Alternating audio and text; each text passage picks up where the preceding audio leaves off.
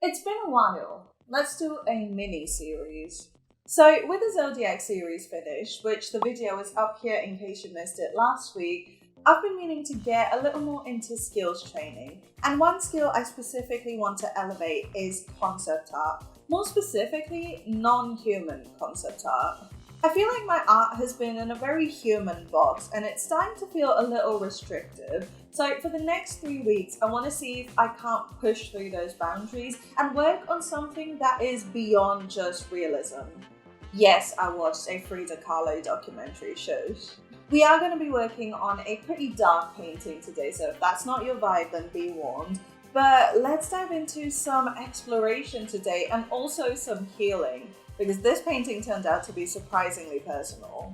If you're excited to dive into some shape language, silhouettes, and storytelling, give this video a big thumbs up and subscribe to my channel for more art content every single week. You can also come say hello on Instagram, Discord, and Kara, and check out my Patreon for even more rewards. Alright, let's dive into some concept art.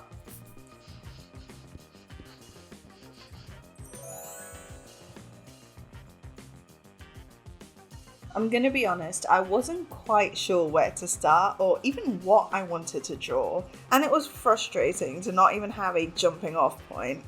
And then, as if in a direct answer to my desperation, this video showed up in my search. And let me tell you, Bobby over at Draw Sessions is an absolute genius.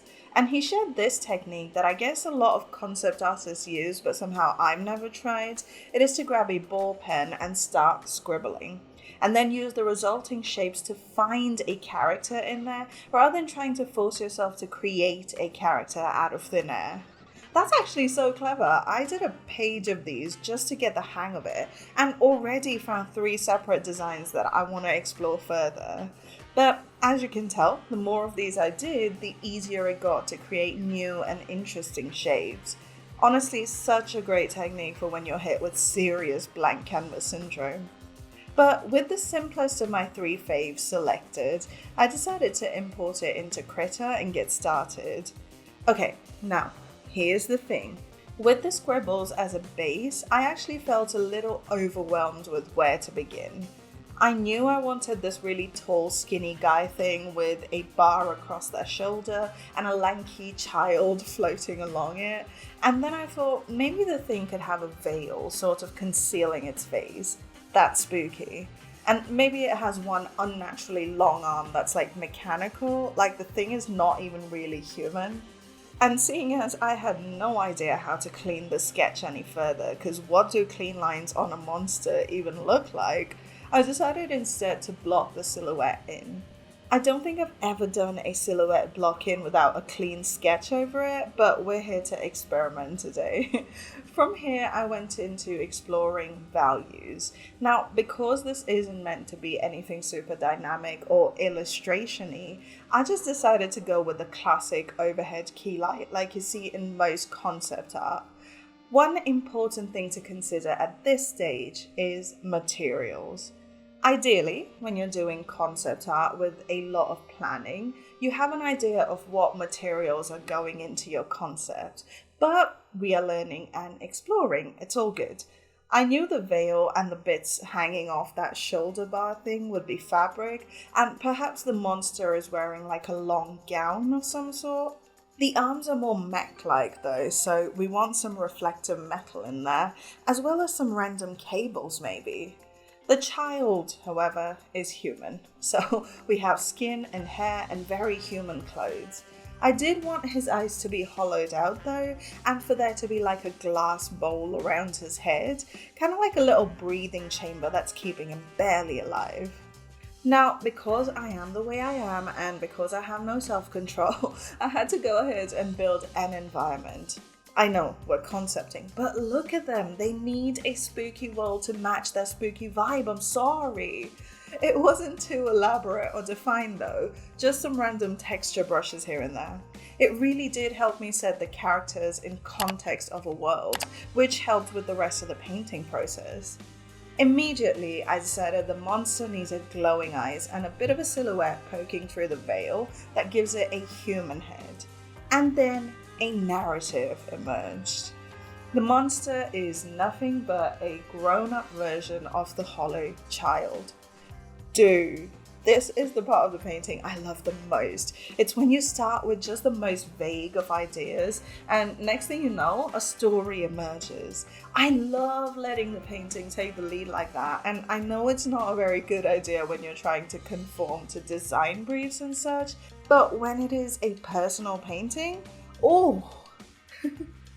Anyway, after overlaying some colors and rendering the child some more, I went back to the background. I definitely wanted to create a bit of that eerie Silent Hill vibe with the fog and the shadowy trees, and oh, it is giving mood. You know I couldn't resist some glowing tears of blood, perhaps some leaking out of the child's heart as well. I did briefly consider some vibrant colors, but then decided it was too much whimsy and would ruin the mood that we've worked so hard to create. I really upped the contrast of the silhouette because I wanted to really make the shapes stand out. So very bright tones around the creature, but then the tentacle thingies fade into the darker edges. Man, I really feel like this story has blossomed through the process to kind of talk about inner child wounds. All the things that we go through early in life that turn us into hollow shells, the things that force us to grow up way too soon. Those are the things that turn us into dark, twisted, shadowy people.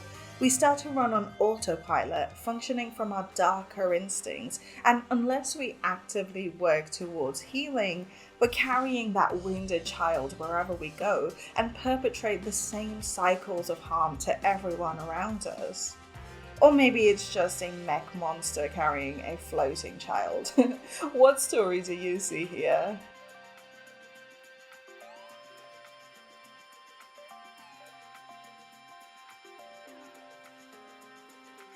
It's not quite at the level I want to be at yet, especially with things like the details and such, but I was feeling an eldritchy theme this week. What do you guys think? Next week, I want to explore a level higher, so I hope you're just as excited for that. And if you are, make sure you give this video a big thumbs up and subscribe to my channel so I know you enjoyed it. You can always come say hello on Instagram, Discord, and Kara. And if you want exclusive rewards such as all of my art in 8K quality, all of the speed paints from start to finish, my brush kit, and also prints of my work every few months, it is all up on my Patreon. Your support on there allows me to keep making all this content for YouTube. So I'll leave a link here in the cards and in the video description, and thank you so much for checking it out. And that's about everything for this video, so thank you guys so much for hanging out with me. I really hope you've enjoyed it as much as I have. In case you missed last week's video, I shared what 4 years of art progress looks like across a series of paintings. I think you'll really enjoy that video and learn a lot from it, so I'll leave it here in the outro. Make sure you check it out, and I'll see you guys on the next one. Bye!